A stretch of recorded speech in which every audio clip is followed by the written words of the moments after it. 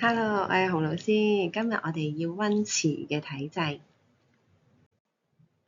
咁詞咧，其實係開始於唐代啦，佢係一種有韻嘅文字啦，好似詩一樣咁樣嘅。咁然後去到宋代咧，就發展到頂峰。所以我哋通常喺中學時代學嘅詞咧，大部分都係宋詞嚟嘅，因為真係寫得好好。好啦，按風格去分類啦，可以分三類。第一個係豪放，第二婉約，第三係格律。我哋陣間可以講多少少。咁學詞咧，我哋必須要知道咩係詞牌啦。好，詞牌嗱，詞咧係按樂譜嚟填寫，即係有個 melody 先嘅。咁然後咧，嗰個 melody 個樂譜嘅名咧就叫做詞牌啦。譬如我哋細個學虞美人、水調歌頭，同一時期有好多人都喺度寫緊虞美人。係啦，同一個音樂，然後填啲唔同嘅詞落去嘅啫。咁我哋要注意咧，其實詞牌同詞嘅內容咧係本身係冇關係嘅。譬如我填虞美人，我唔需要寫關於虞美人嘅嘢，係啦，同嗰樣嘢冇關係嘅，係啦，只係對嗰個字數啦、句式、平仄、押韻、聲調、分段係有規定，係啦，咁所以就係有個 melody，咁然後佢就要按嗰個 melody 去填咁嘅意思咯。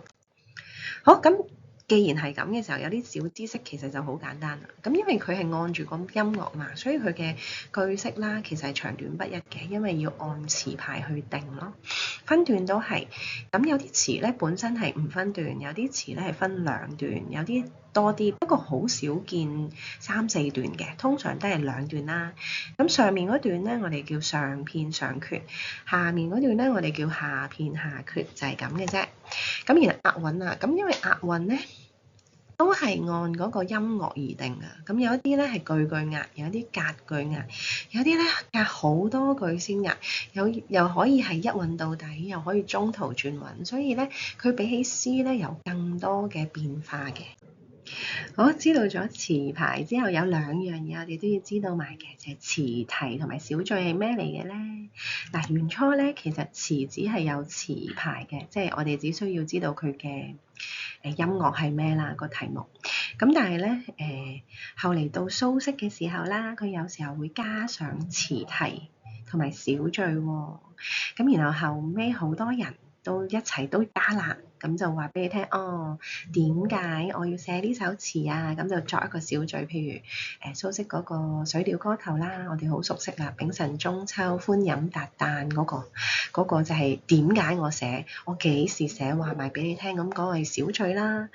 咁仲要俾埋個題目你，等你知道咧，我寫緊啲咩喎？咁呢個就係詞題同埋小序啦。好，咁然後到體制啦。咁分體制，我哋可以用詞嘅長短去分啦。咁用長短去分嘅時候，就可以分出小令、中調同埋長調。咁就係按字數，咁你可以睇呢度啦。咁我哋咧學晒呢啲嘢之後，就温下 DSE 3篇嗰個範文咯喎。好，念奴嬌係蘇軾嘅作品啦。咁佢屬於豪放派。其實咩係豪放派咧？就係佢會講多啲國家嘅嘢嘅。係啦，咁然後佢用嘅意象同埋用嘅嗰啲景物都係比較開闊一啲嘅。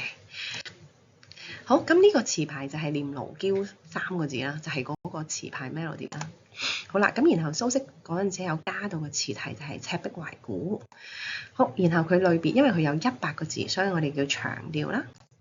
好，聲聲慢，李清照嘅作品啦，咁佢屬於婉約派。咁婉約派通常講一啲關於相思嘅嘢，即係關於情啊，然後佢哋用嘅意象可能係屋企嘅嘢多啲啊，比較細緻啲嘅，係啦。好，咁然後詞牌聲聲慢啦，咁佢都有用過詞題嘅，就係秋情，97個字，屬於長調。好，青玉案咯喎，辛棄疾屬於豪放派。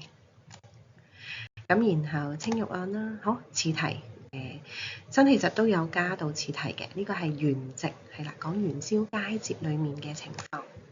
咁佢係67個字，比較短啦，我哋叫中調。好啦，咁樣就温完啦，咁你哋記得記住咯喎，係啦，咁 DSE 考生加油！